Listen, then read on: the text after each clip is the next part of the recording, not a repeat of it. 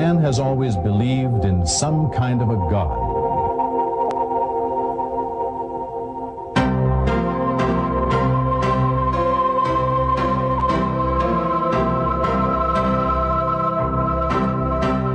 This need to believe in a supernatural and omnipotent being led many to search for a God, start wars in the name of a God, even create a God if they had to.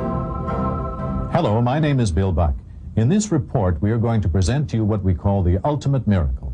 You see, when man chose to believe in gods, most of these gods had one thing in common. It was required that they be feared, worshipped, served, and revered. Numerous religions sprang up to serve these gods. Some of the oldest religions still exist today, namely Buddhism, Hinduism, and Shintoism. Some of these religions believe in many gods. For example, a god of fire, a god of water, a god of love, a god of prosperity, and so on. Then came the monotheistic religions, those that believe in one God, all of which are considered major influences in global history and affairs. These are Judaism, Christianity, and Islam, and significantly, they share a common belief in one global history and affairs.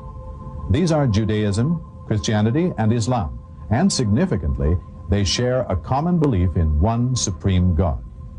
Perhaps the best way to portray these is to look at Jerusalem, where all three religions mingle. We have a historical account of biblical and other prophets and the miracles that they are credited with having performed. There was Moses, who we are told talked to God and led the Jews out of bondage and brought them the 10 Commandments. He even parted the Red Sea when pursued by Pharaoh and his troops, according to the Bible. There was Jesus Christ, who is the Son of the living God to Christians. Through him, Christians entered into a new covenant with their Creator. Lastly, there was Muhammad. Muslim history tells us that in Mecca, God revealed to him the Quran, the Muslim holy book, which is recited fervently and followed by 1/5 of the world's population. For many centuries, and in spite of man's experience with religion, there still remain many mysteries. The most baffling and complex mystery of all remains the identity and the concept of this God that man has never seen and yet believes in so religiously. This sea of religious confusion has been swelling all the time. Many religions, all claiming to be right, began to break into sects. During all this time, man was advancing economically, socially, militarily, and intellectually. Man continued to advance technologically at an unprecedented pace. But in terms of religion, he was still in this sea of confusion, often misled by tricksters and deeply disappointed with his unanswered prayers to this unseen God. Disappointment and confusion led many to lose their belief. Agnosticism and atheism have become widespread. Many now openly reject or at least question the existence of this God who has been so popular throughout the ages. The theory of Darwin became the accepted opinion of many scientists and scholars who were able to draw supportable conclusions from the proof and arguments presented. But now, most scientific and religious thinkers realize that there are deeper questions. So, where does that leave us? Are there any real solutions to this religious dilemma?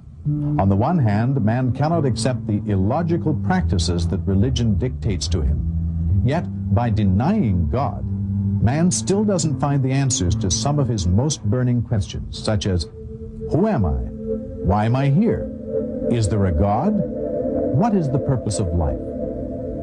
Just when man's tolerance to manual labor reached a limit and the Industrial Revolution lay around the corner, now an intellectually enlightening revolution seems to be around the corner. Previous generations were converted to believe in God by means of miracles. However, modern man cannot believe in God because of these. He has watched men walk on the moon. He is presented daily with the latest technological marvel. He has come across too many false claims, fake miracles, and fake prophets. He has become very cynical, especially when it comes to ancient myths and beliefs. With some arrogance, he believes that he knows more than his forefathers, let alone those ancient reporters of fantastic events. He wonders what they would have thought of some of today's miracles. Today's man needs something substantial. He needs an ultimate miracle. All the miracles that were supposed to have converted man over the ages were limited to a particular geographical location or a time period. By definition, an ultimate miracle would be something that is perpetual, not limited to a certain century or geographical location. It would be for all of the people to see all of the time. It would be something that is physical, touchable, examinable, verifiable, and irrefutable. A few years ago, noted scientist and television personality Carl Sagan, in his best-selling novel, talked about a mathematically coded message from outer space. On page 431, the author states, "My fondest hope for this book is that it will be made obsolete by the pace of real scientific discovery." Well, it seems that Carl Sagan's fondest hope has come true. Research over the past few years has uncovered just such a mathematical code in a document that is over 1,400 years old. There are other miraculous aspects to this document. For instance, only in the past 20 years has science been able to witness the development of the fetus in the very early stages.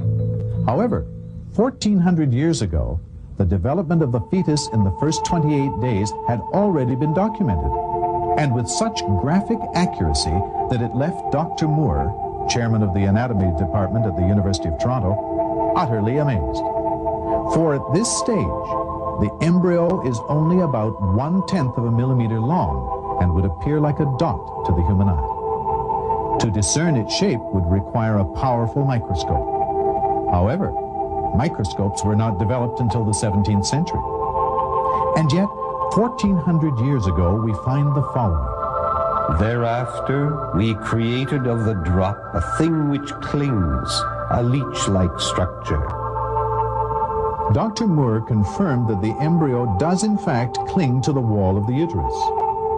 Another passage describes the stages of fetus development. God makes you in the wombs of your mothers in stages, one after another, within 3 veils of darkness. Dr. Moore confirmed the accuracy of this description also. He explained that the 3 veils could reasonably be interpreted to mean the mother's abdominal wall, the wall of the uterus, and the amniochorionic membrane. It goes on. We've all heard about the Big Bang Theory, but who would expect to find an account about the Big Bang Theory 1,400 years ago? But there it is. Do the disbelievers not realize that the heavens and the earth used to be one entity?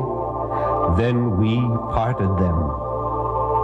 The separation process resulted in the formation of multiple worlds. Mention of these worlds is made several times in the document.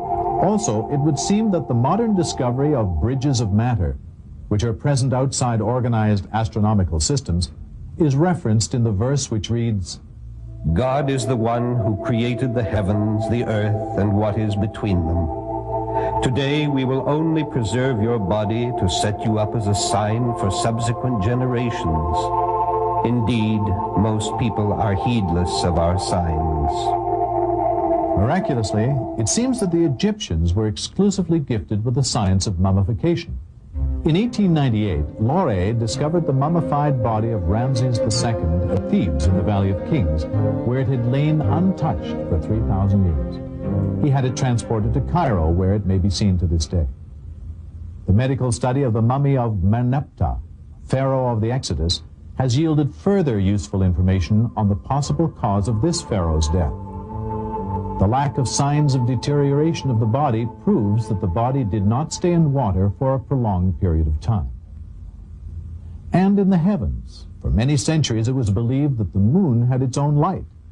Science discovered not too long ago that the moon really did not generate its own light, but acted only as a reflector of the sun's rays. God is the one who made the sun luminescent and the moon a light, and he designed its phases to provide you with a timing device. God did not create all this in vain. God is the one who created the night, the day, the sun, and the moon.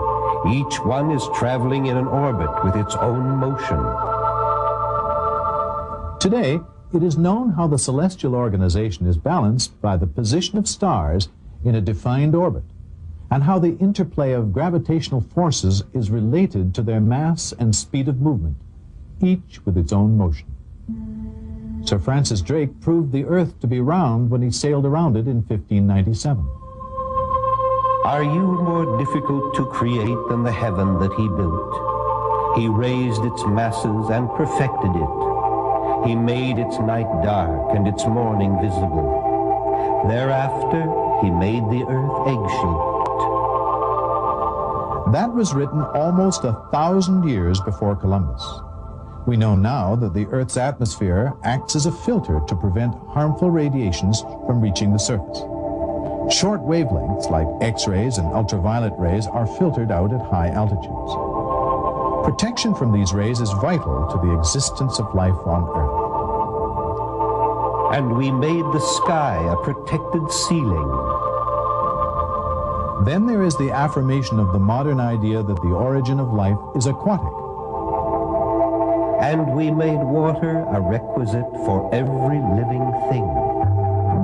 Water is the simplest chemical compound of importance to all living things. Most organisms consist of 50 to 95% water. Scientists know that absolutely every living entity known to man requires water for its existence. Many properties of water make it essential to life's processes. Its ability to dissolve a great variety of substances is vital because most chemical reactions within organisms can occur only in a water solution. Take the field honeybee, busy bringing in nectar from flowers. On entering the hive with a full honey sac, which is an enlargement of the esophagus, the field bee regurgitates the contents into the mouth of young workers, called house or nurse bees. These, in turn, deposit nectar in a cell and carry out the tasks necessary to convert the nectar to honey. This we have known for about 80 years. And your Lord inspired the bee. Build homes in the mountains and the trees, and what the people build for you. Then eat from all kinds of crops and obediently follow the designs of your Lord. Out of their bellies comes a liquid of various colors, wherein there is healing for the people. This should be a sign for those who reflect. Remember, this statement was made 1,400 years ago. How in the world could somebody have known 1,400 years ago that honey came from the belly of the bee? This document also claims that there is a healing property in honey. Honey does, in fact, have mild antiseptic properties. The Russians used honey to cover their wounds in World War II. The wounds retained an amount of